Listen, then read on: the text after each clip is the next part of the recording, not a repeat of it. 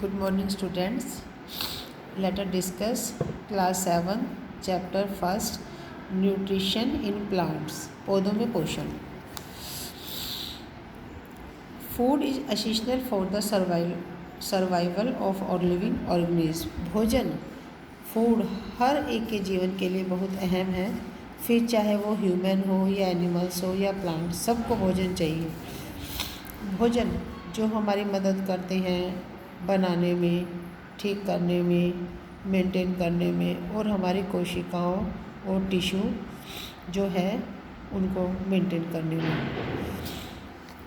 अब हम पढ़ेंगे कि न्यूट्रिशन क्या होता है. Mode of nutrition in plants में मिलता है, किस तरह मिलता है. सबसे पहले तो न्यूट्रिशन क्या होता है ये हमें पता होना चाहिए कि वो प्रोसेस जिसके द्वारा एक जीव खाने को खाता है और उसका इस्तेमाल करता है, और जो हमें fats, vitamins, proteins, carbohydrates and minerals जो हमें खाने से मिलते हैं उसे हम न्यूट्रिशन कहते हैं.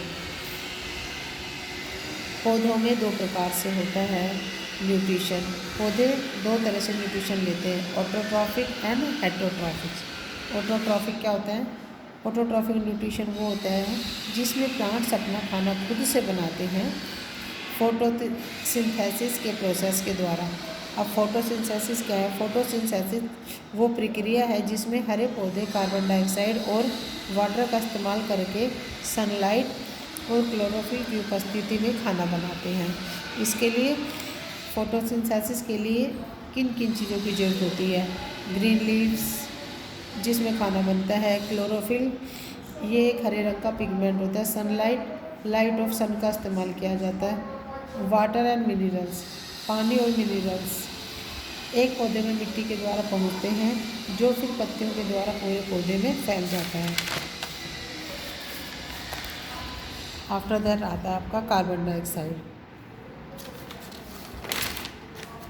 डाइऑक्साइड.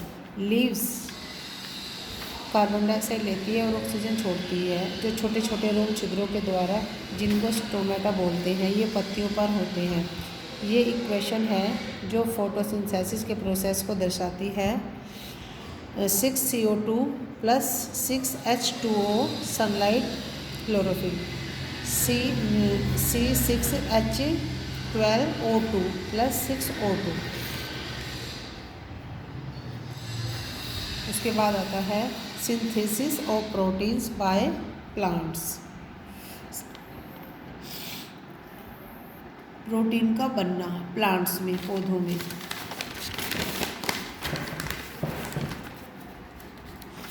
पौधों में प्लांट्स का बनना.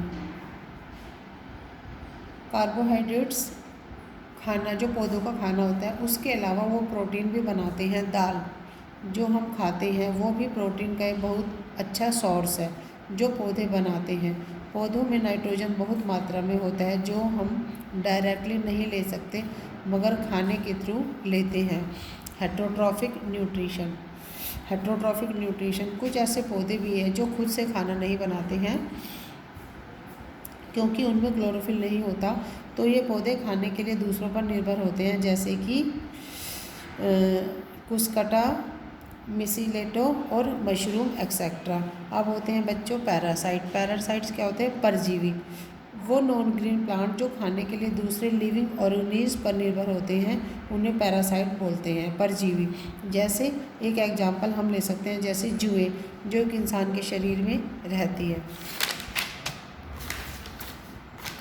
इंसेक्टिवोरस क्या होते हैं? इंसेक्टिवोरस प्लांट्स वे प्लांट्स दूसरे एनिमल और इंसेक्ट को ट्रैप करके उनको डायरेक्ट करके उनमें न्यूट्रिशन लेते हैं. ऐसे पौधों को इंसेक्टिवोरस प्लांट्स बोलते हैं, जैसे pitcher plants, Venus fly trap etcetera.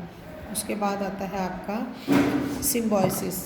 Symbiosis क्या होते हैं? जो जीवों के बीच में एक रिलेशनशिप होती है जिसमें दोनों का बेनिफिट होता है, उसको सिम्बायोटिक रिलेशनशिप या सिम्बायोसिस बोलते हैं. आफ्टर दैट आता है आपको सैप्रोफाइट न्यूट्रिशन क्या होते हैं? कुछ बैक्टीरिया और फंजाई अपना खाना या एनर्जी मरे और सड़े गले जीवों से लेते हैं, जिनको सैप्रोफाइट बोलते हैं. Nutrient replacement in the soil. मिट्टी